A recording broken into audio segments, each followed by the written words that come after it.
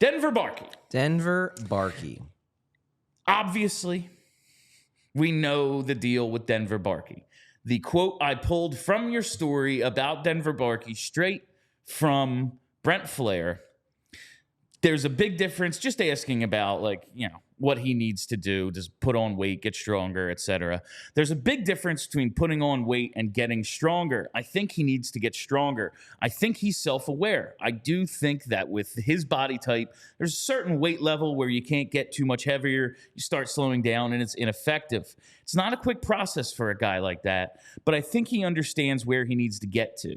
I think if he's in this 170, 175 pound area, and when he's a pro, I think he'll be fine. But it's the leg strength and getting the upper body to a point where he can compete against men and not losing his speed and quickness and agility. He is listed both on Elite Prospects and the London Knights website at 154 pounds. Yeah, I believe that's what the Flyers listed him at development camp. We're talking 20 pounds. 15 20 pounds. Yeah. We all know about the size strength stuff. You look at him and go, oh, yeah, he's a little kid. He needs to get bigger. The big thing, too, is he looks like a kid. He has a baby face. He needs to physically develop. Yeah. We all know about that. That's the book on Barkey. We've been talking about it since he was drafted. And like I said, listed at 154, we know it. But what does a guy who put up one of the 5 100-point seasons in the OHL have to do other than that to be considered a high-level prospect? Because he has been really freaking good. Yeah. He was at a point a game the year they drafted him. He almost doubles his production, jumping to 102 points last year. There was 5 guys who scored 100 points in the OHL. He was one of them. We know he needs to get bigger. What else is there? Well, the real answer to this question is grow 4 inches. And that's not going to happen. Yeah, but that is the answer. He's also 5'9". Yeah, is the thing. That is the answer. He's 5'9", and the big concern that people have about him is the size. It's not. This isn't a 5'11" guy, like a 5'11", 170 guy who you're like, well, he's undersized. He's not that big. Denver Barkey is tiny, and I, generally speaking, am a guy who thinks that size is overblown in terms of prospect evaluation and whatnot. But when you're this tiny, it does start to matter. These guys, sometimes it happens. I mean, like Johnny Gaudreau, I know we're going to bring him up all the time, and obviously rest in peace, but he's an example of an outlier. Those guys don't usually pan out, and when they pan out, they're not usually that freaking good. There's a reason he went in the 4th round, because it was like, I don't know, man. Yeah, skill's insane, but what if he gets hit? Yeah. It's like, well, but he doesn't. He was so good. He doesn't. Guess what? And I guess that's the question. Barkey is a 3rd-round pick, probably based a little bit on size. And it's not not insane production his draft year, but I think it was 59 points in 61 games. It was close to point per game. Close to a point a game. Yeah. Pretty good. Is he that skilled that, yeah, he needs to put on the weight, get bigger, all that. He needs to grow into being a man. That's just what you need to do at that age. But he's not going to be he's going to be 5'9", 170. You know, that's what he's 175, hopefully. Yeah. Is he good enough to get by? Is his skill that high? So I say this as someone who is very high on Denver Barkey. I think he's going to be an NHL player, and I think he's going to be a quite popular one in this town. I don't see high-end skill. I see skill. This is a guy who can score, who can make plays with the puck, but I don't see super high-end skill. He's the kind of guy where at development camp, he didn't pop until the scrimmages.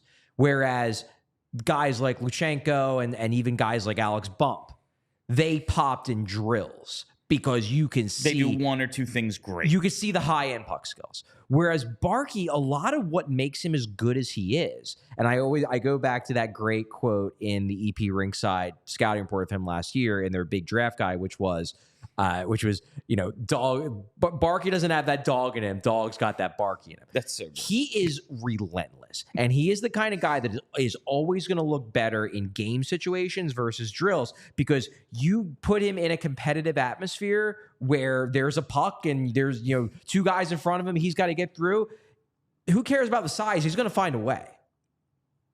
Flair must have used the word competitive when describing him like 4 or 5 times because he is in like 2 that's paragraphs. his big strong point. Like he is, and he's like, listen, yeah, he's got the playmaking. He can shoot a little and needs to work on it. Like, but he is just so competitive.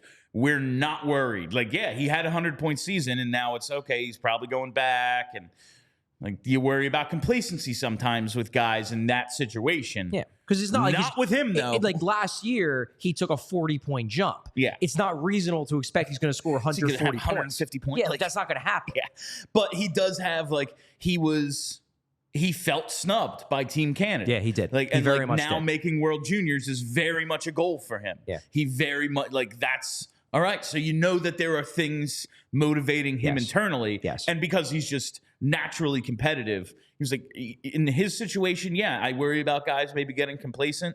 Him though, I don't. That's also very like he's going to take another step. Yeah, can it be 40 points? Probably not. Probably but not. I bet you he's even better. You would hope he's probably going to play in fewer games because he's going to be gone for World Juniors. So he's going to play in fewer games. So he might have fewer points, raw totals, than he did last year. But I would suspect his point per game rate will go up because I think he's going to develop. I just think with Barky, and I don't know what his ceiling is. I just think he's the kind of guy where, regardless of what role he plays, I think he's a guy you're going to be excited he's on your team. He's going to do enough things. He's going to do stuff. Whether he's a 4th liner or a 2nd liner, you're going to be happy he's on your team. I've made the Scott Lawton comparison, not because I think they're similar players, but I do think they could play a similar role in that utility.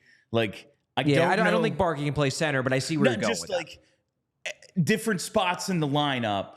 And he's a great penalty killer. Barky's a power kill guy. He scores a ton of penalty kill points. We will think of him the way I have thought of Scott Lawton over the last few years, where my opinion really changed on him, where it was, I don't know where I want to play you, but I know you have a spot on my team. And that's kind of what Denver Barkey, he's giving those vibes.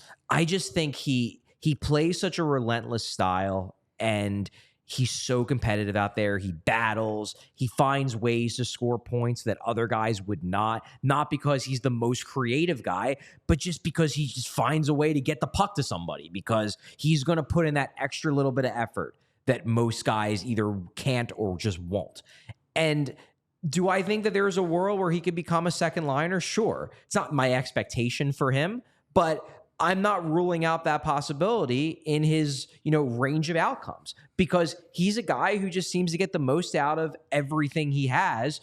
That said, there's a world where he goes pro and it turns out that he is just too small and he just can't get out of the AHL because he's just too freaking small. And I hope that's not the case. I hope he doesn't hit that wall, but with guys of his size, you can't rule out that possibility entirely, which is why he's a bit more of a boom-bust kind of prospect than a Lushenko, who, look, worst case scenario, he's McLeod, the guy who they traded to Buffalo for like a top 10 pick this past summer, who was a key bottom sixer on a team that came 1 game away from winning a Stanley Cup. Like he's Ryan McLeod. That's worst case scenario for Jay Lushenko.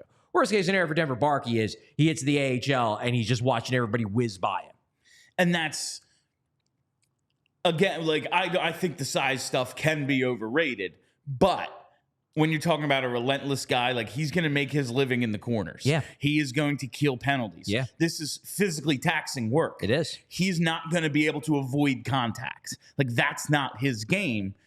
If he just is too small, like I know, listen, Risto's huge. He gets hurt all the time. But if you're 160 pounds and getting bounced around by dudes who are 210, like you're going to get hurt. That's just the way it is. I mean, the one guy, and this, like, hopefully Barky doesn't run into the other issues that this guy ran into. And I'm not saying it's a one-to-one apples-to-apples comparison, because number one, Barky has played center. I don't think he's going to be a center at the pro level. Number two, while this guy wasn't huge, he was bigger than Barky. But like, there's some Mike Richards to Barky's game. I was just going to say, I was going to make it next Mike Richards. There's some Mike Richards to Barky's game. And Richards did break down. he did. Now, granted, I think part of that was that he was struggling with addiction. I think that didn't hurt his body, but he did break down earlier than you want a guy to who you think is going to be a core player. Barky Based has a on little that style of play. You can. Yeah. Barky has a little bit of Richards in him. He does. I was going to make a next Mike Richards joke because we always have to have a next Mike Richards, and I suppose it could be Denver Barkey. You just always have to have a next Mike Richards. Always. It's just what is demanded of all of us. We all silly like the mayor.